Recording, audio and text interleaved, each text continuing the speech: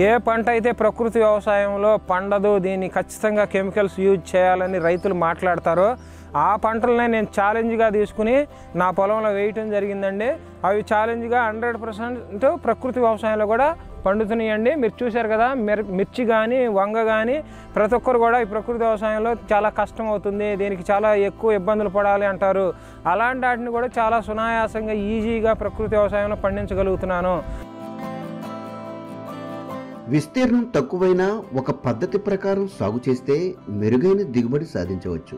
ఇదే పంటలకు ప్రకృతి సేద్యంలో అన్ని విధానాలు అనుసరిస్తే మరింత రాబడి పొందేందుకు అవకాశం ఉంటుంది. గుంటూరు జిల్లాకు చెందిన రైతు భీమరాజు అదే చేస్తున్నారు. తనకున్న తక్కువ విస్తీర్ణంలో పలు రకాలైన పంటలు సాగు చేసి మెరుగైన రాబడి సాధించడమే కాకుండా అదనపు ప్రయోజనాలు పొందుతున్నారు. అందరికీ నమస్కారం అండి. నా పేరు దూసరి భీమరాజు. నేను ఈ ప్రకృతి వ్యవసాయం 2016 నుంచి చేస్తూ ఉన్నాను. ఈ పొలము 70 సెంట్లు అండి. దీనిలో ఏ గ్రేడ్ ఏటీఎం మోడల్స్గా ఈ సంవత్సరం రకరకాల పంటలు వేయటం జరిగింది. దీనిలో టమోటా, అదేవిధంగా వంగ, మిరప, బంతి, క్యారెట్, బీట్రూట్, ముల్లంగి, ఆకుకూరలు, తోటకూర, పాలకూర, చుక్కకూర, అదేవిధంగా కాయగూరలు అన్ని రకాలు, అదేవిధంగా ప్రధాన పంటగా ములగ, ఎర్ర పంటలుగా బంతి, అదేవిధంగా సరిహద్దు పంటలుగా మనం గట్లు పైన ఆ గట్లు కూడా ఖాళీగా ఉండకుండా అన్ని రకాల టేకు, అదేవిధంగా మరి నారింజ, తైవాన్ జామ, మరి కొబ్బరి, నిమ్మ, అదేవిధంగా బ్యాక్ సైడ్ వెనక వైపు చూస్తేనండి మరి మామిడిలో 3 రకాలు ఉన్నవి, అదేవిధంగా సీతాఫలం, సపోటా, కరివేపాకు, మరి ఇంకా అన్ని రకాల పంటలు దాదాపుగా 20 నుంచి 25 రకాల పంటలతో వైవిధ్యంతో ఇక్కడ పండించడం జరిగిందండి.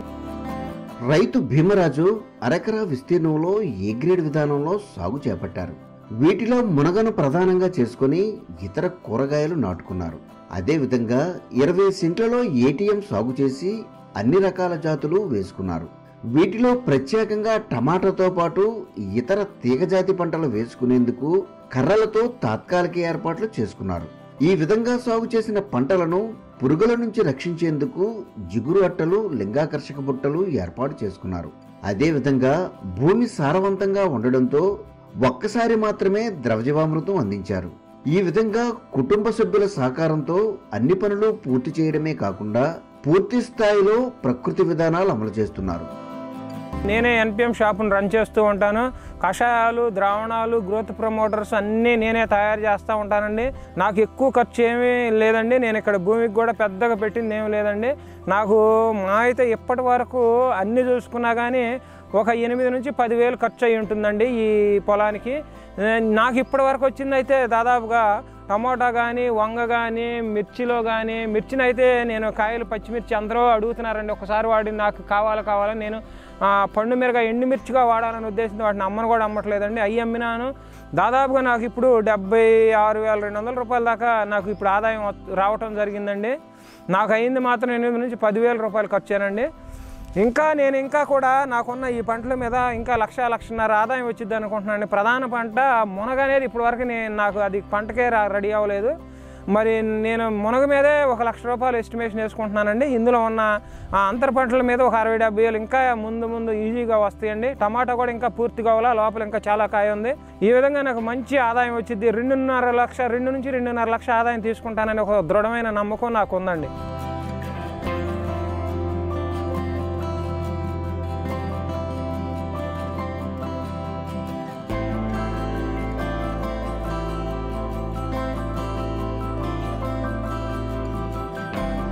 మనం టమాటా కూడా వేసామండి. టమాటా కూడా మంచి దిగుబడి వచ్చిందండి. బాగా దాదాపుగా టన్నున్నర, ఒక 10 నుంచి 15 సెంట్లలోనే టన్నున్నర కాయలు కొయ్యగలిగామండి. టమోటాలు కూడా మంచి దిగుబడి రావడం జరిగింది.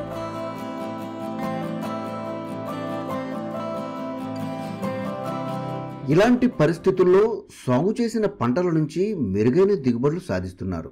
వీటిని సొంత అవసరాలకు వినియోగించి అదనంగా లభ్యమైన వాటిని గ్రామంలోనే విక్రయాలు చేస్తున్నారు.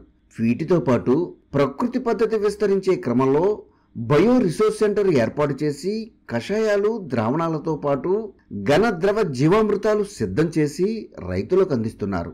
ఈ విధంగా సేద్యంతో పాటు BRC సెంటర్ నిర్వహణతో అధిక రాబడి సాధించడమే కాకుండా తోటి రైతులంతా ఈ విధానాన్ని అనుసరించేలా తన వంతు ప్రయత్నం చేస్తున్నారు. ఈ ప్రకృతి వ్యవసాయాన్ని చాలా బాగా ప్రోత్సహిస్తానండి. నేను NPM షాప్ పెట్టిన ముఖ్య ఉద్దేశం అదేనండి.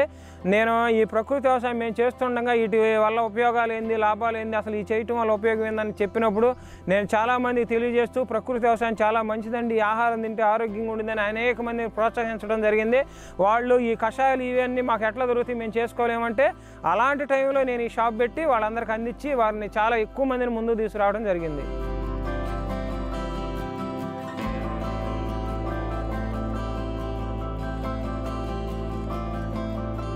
నేను నా పక్క పొలాలు కానీ మా గ్రామంలో పొలాలు చూస్తున్నానండి. ఉదయాన్నే కెమికల్ తీసుకెళ్ళి పొలం మీద స్ప్రే చేస్తాడు, ఈవినింగ్ తీసుకెళ్ళి మార్కెట్లో పెడుతున్నాడు. ఆ కాయలు తీసుకెళ్ళి మనం కడిగినా వండికినా అవి మరి ఆ కెమికల్స్ పోక మనకు తెలియకుండానే కొన్ని మిల్లీగ్రాముల విషయం తినటం వల్ల మనిషి క్రమక్రమేపీ అనారోగ్య పాలై హాస్పిటల్ పాలవుతున్నాడండి. అది ఆ వ్యక్తికి తెలియట్లా. మనం సంపాదించిన సంపద అంతా హాస్పిటల్ పాలు చేస్తున్నారు అందరూ. కానీ మనం ప్రకృతి వ్యవసాయంలో చేస్తే 100% ఆర్గానిక్గా ప్యూర్గా ఉంటుంది కనుక మనం ఆరోగ్యంగా ఉంటాము. మంచిగా మన భవిష్యత్తు తరాలకు ఆరోగ్యాన్ని ఇవ్వచ్చండి. మీరు ఆస్తిని ఇవ్వాలనుకుంటారు, కాదు ఆరోగ్యాన్ని ఇవ్వండి, అదే మీకు మేలు.